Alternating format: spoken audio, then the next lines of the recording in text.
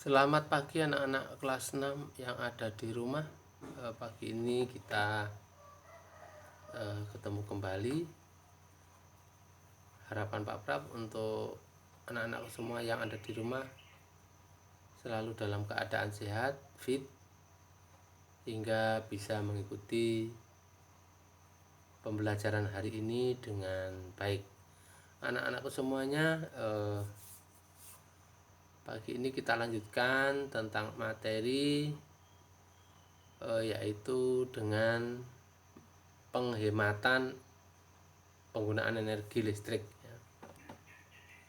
Jadi cara menghemat energi listrik di dalam penggunaan energi listrik. Jadi kita itu selalu setiap hari tidak lepas dari listrik. Semakin hari kebutuhan penggunaan energi listrik semakin besar. Dan ini sangat-sangat menentukan bagi kita. Setiap hari kita tidak lepas dari listrik ini ya. Untuk itu kita harus menggunakannya secara bijak, yang artinya kita harus bisa menghematnya. Cara-cara menghemat energi listrik antara lain membatasi waktu menonton televisi, mematikan kipas angin atau pendingin ruangan ketika udara sejuk, mencabut kabel dari stop kontak apabila sudah tidak digunakan, mematikan saklar saat ruangan cukup cahaya.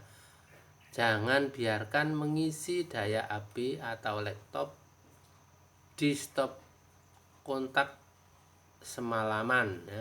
Jadi selalu menancap di sana, dibiarkan sehingga terlalu lama. Ini juga akan memboroskan listrik.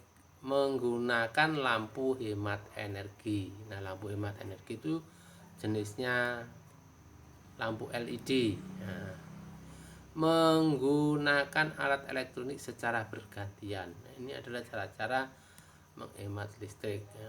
Kemudian menggunakan alat elektro dengan daya watt kecil.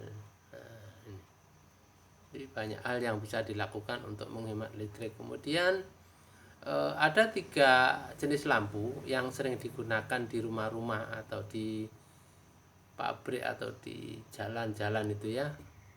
Nah, ini adalah contoh lampu pijar. Contoh lampu pijar, lampu yang menggunakan filamen, di dalamnya ada kawatnya kecil. Yang kedua adalah lampu neon. Yang ketiga adalah lampu LED.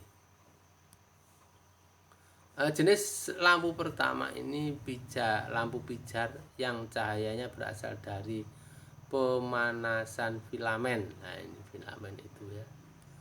Kemudian jenis lampu 2 adalah lampu neon yang cahayanya berasal dari pancaran fosfor karena adanya radiasi ultraviolet. Jenis ketiga adalah lampu yang cahayanya berasal dari pancaran cahaya diode. Nah, dari ketiga lampu ini yang memiliki tingkat efisiennya listrik paling tinggi adalah jenis lampu ketiga, yaitu lampu LED. Nah, sumber energi alternatif penghasil energi listrik.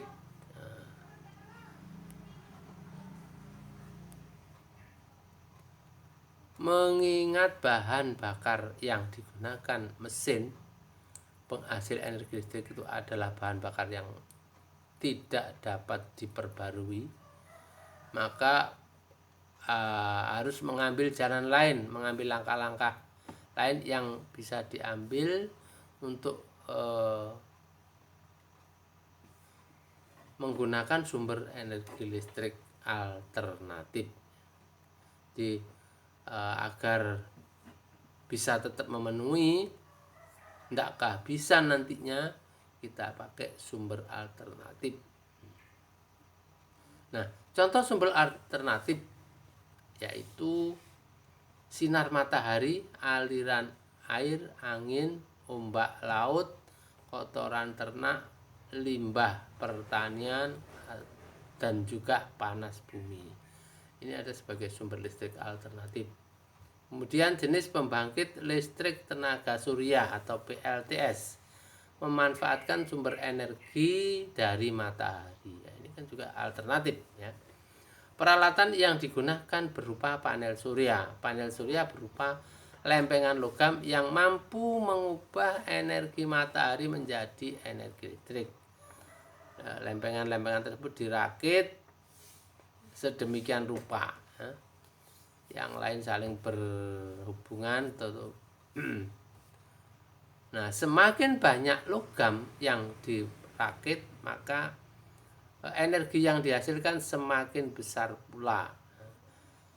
Jadi itu dipakai panel surya. Nah, sistem panel surya identik dengan suryakanta. Apa itu suryakanta itu ya? Di apa namanya, kaca pembesar, loop, itu di ruang IPA itu ada itu ya, namanya loop atau kaca pembesar. Suryakanta prinsip kerjanya memfokuskan energi panas matahari, cahaya matahari ke satu titik fokus sehingga betul-betul panas ya, karena dipusatkan. Itu prinsip kerjanya. Nah, manfaat energi matahari dalam kehidupan atau kegiatan sehari-hari. Apa manfaatnya? Ya, penggunaan energi matahari atau panel surya sehari-hari misalnya digunakan di atap rumah untuk memenuhi kebutuhan energi listrik ya. Terus dipasang pada lampu lalu lintas, untuk CCTV, untuk lampu penerangan jalan, mesin kalkulator, terus juga untuk penyimpanan daya atau power bank. Kemudian juga untuk oven. Alat ini untuk membuat roti, memanasi roti ya. Nah, prinsip kerjanya sama, yaitu mengumpulkan panas dari oven itu menggunakan pemanasan pada oven menggunakan aluminium foil. Ya, pemanasnya menggunakan aluminium foil. Nah, jadi itu anak-anak materi pagi ini yang bisa disajikan Pak Prab. Mudah-mudahan semua bisa mengikuti dengan baik dan bisa memahami. Untuk lebih memahami, tolong anak-anak baca buku atau mencari di sumber lain ya, itu akan lebih paham. Itu aja anak-anakku semuanya. Selamat pagi, Tuhan memberkati.